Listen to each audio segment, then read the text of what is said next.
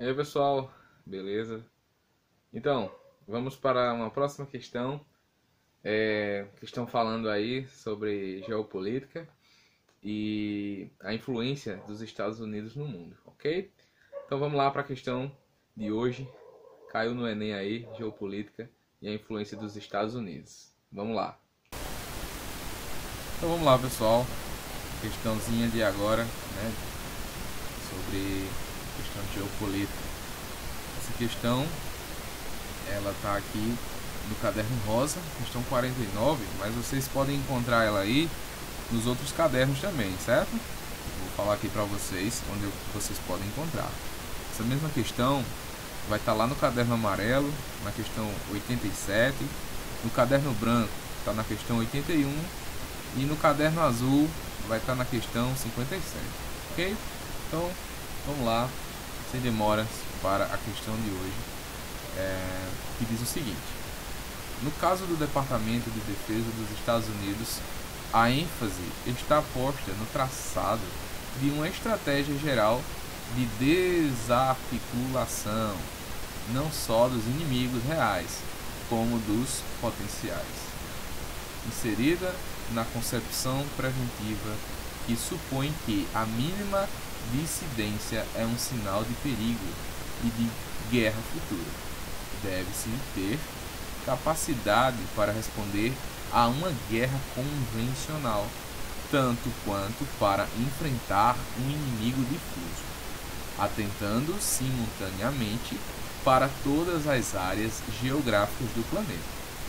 Trata-se, sem dúvida, da estratégia com pretensões mais abrangentes que se desenvolveu até agora, tá bom? Então, pessoal, esse é um texto que fala da geopolítica, né? Um texto que mostra como os Estados Unidos ele usa a sua tática, né, para influenciar os outros países, e essa influência ele quer algo em troca, né?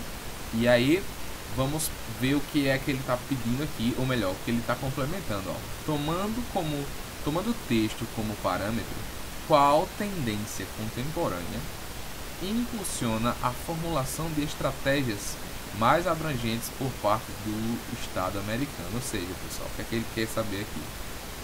Qual estratégia os Estados Unidos utilizam para que os países, né, os países que são seus inimigos, inclusive a própria China também, né, inclusive tem muito esse debate, como outros países que podem ser potenciais perigos ou inimigos, né, ou até evitar guerras. O que é que os Estados Unidos está fazendo para tentar evitar isso e exercer o seu poder, ou seja, a sua hegemonia, né, a sua influência no mundo, e conseguir para eles o apoio desses países, né? Bom, nas alternativas a gente tem o seguinte aqui, hein? Na letra A, ele diz que os Estados Unidos, uma das táticas deles, ou a tática, é a erradicação dos conflitos em territórios. Pessoal, os Estados Unidos ele conseguiu acabar, ó, o nome erradicar quer dizer você acabar com algo. Os conflitos nos territórios, eles acabaram? Será que não existe nenhum conflito territorial hoje? Obviamente que existe, então por isso que essa letra A a gente deixa ela, né, como errada. Olha a letra B. Será que os Estados Unidos, a estratégia deles é a propagação, ou seja, eles espalham, né, ou difundem a propagação de organizações em redes? Olha, pessoal, organizações em redes. Interessante, né? Mas vamos ver as outras três alternativas que faltam. A letra C fala que a estratégia é a eliminação das diferenças regionais. Pessoal, se você for ver, né, as regiões, elas são heterogêneas, são diferentes uma da outra. E os Estados Unidos, ele não elimina essas diferenças. Por exemplo, uma região nordeste é diferente da região sul ou sudeste, certo? Então, não é essa questão aqui, não é essa alternativa. Letra D. Essa estratégia dos Estados Unidos, né, para manter, né, essa hegemonia, continuar essa hegemonia, é a ampliação de modelo democrático. Pessoal, será que o intervencionismo americano, né, será que a intervenção dos Estados Unidos em outros países é um modelo democrático? Muito pelo contrário, né? É um modelo nada democrático, onde o país chega e se instala no país de forma amigável ou não, tá certo? E a letra E está dizendo que essa estratégia é uma projeção da diplomacia mundial. A gente viu recentemente, né, com o governo Trump, que saiu, que ele não tinha nada de diplomata e não tinha nada de ser amigável com outras nações. Portanto, pessoal, só nos resta, né, pensar que a estratégia dos Estados Unidos é propagar organizações em redes, tá certo? Vamos ver o gabarito? Isso mesmo, olha aí, ó. Então, os Estados Unidos, né, eles, para tentar prever uma guerra, para tentar deixar os seus inimigos, né, os seus amigos próximos e os seus inimigos mais próximos ainda, para saber os seus passos, né? Isso é uma tática dos Estados Unidos. E eu vou provar para vocês que isso não é algo recente, tá? Depois da Segunda Guerra Mundial, né?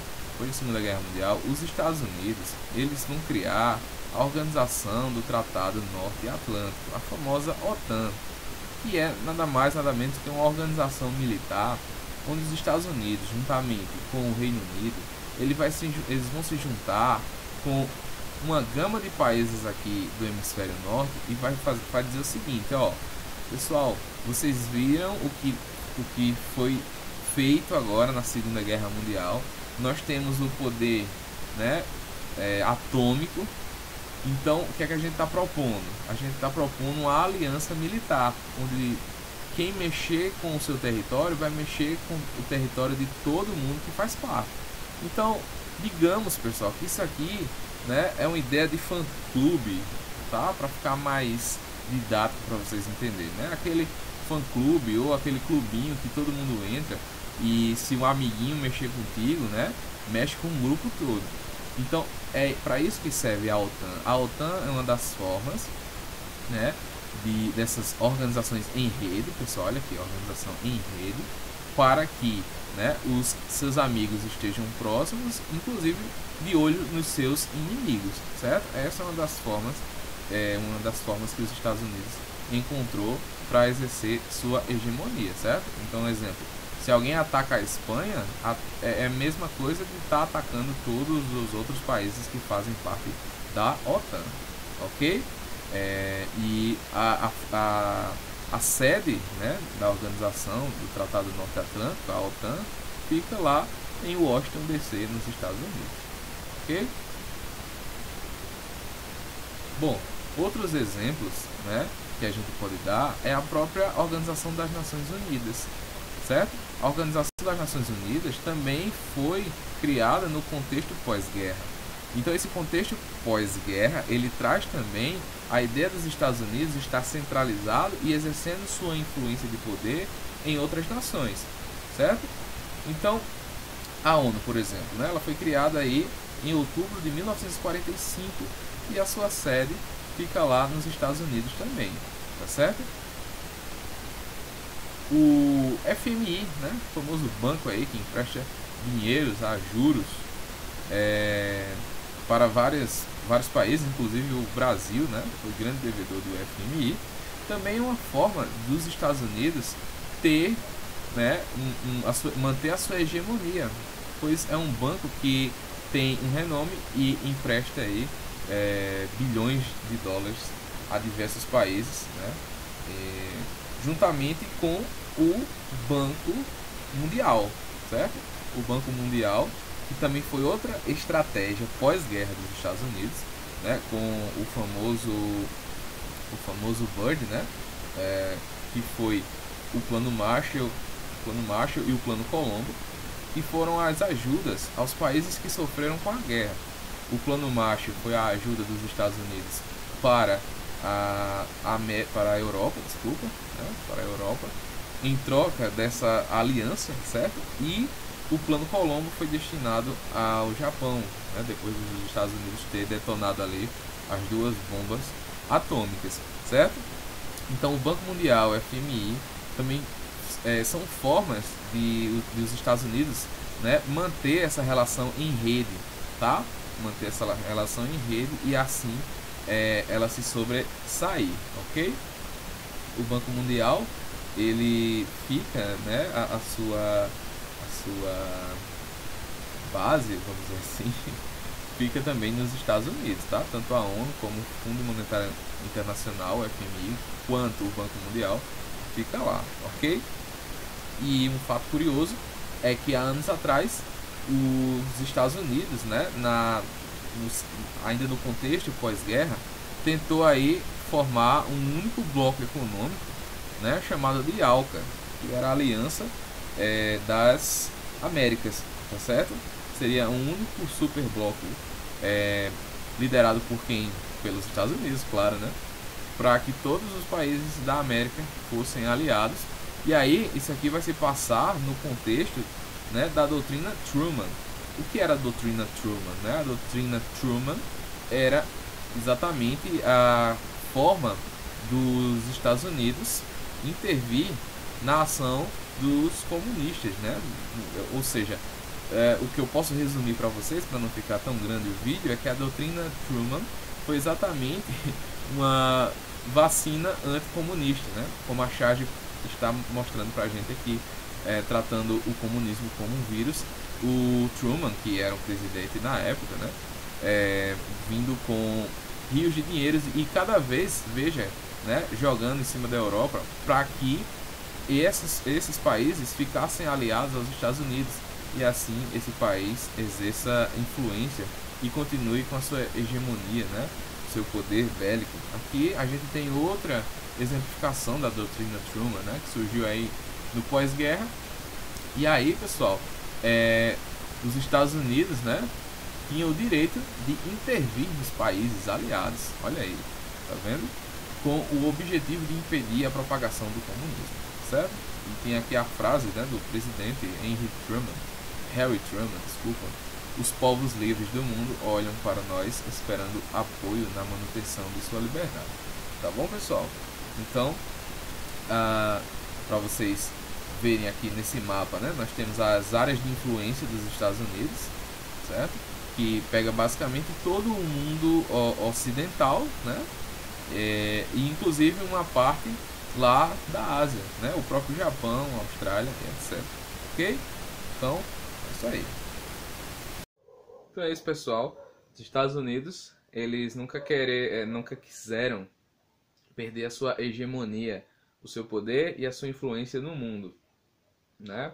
Não bastou aí as guerras que ele participou e que de certa forma ele ganhou essas guerras, né? Guerras emblemáticas, inclusive guerras recentes como a Guerra do Iraque, conhecida também como a Segunda Guerra do Golfo, onde ele esteve presente. E além das guerras, né, a própria forma implícita que os Estados Unidos ele arranja, né, de estar marcando essa presença em outros países, seja de forma econômica, comercial, bélica, né, ou seja, militar. E então os Estados Unidos sempre têm essa tática, né?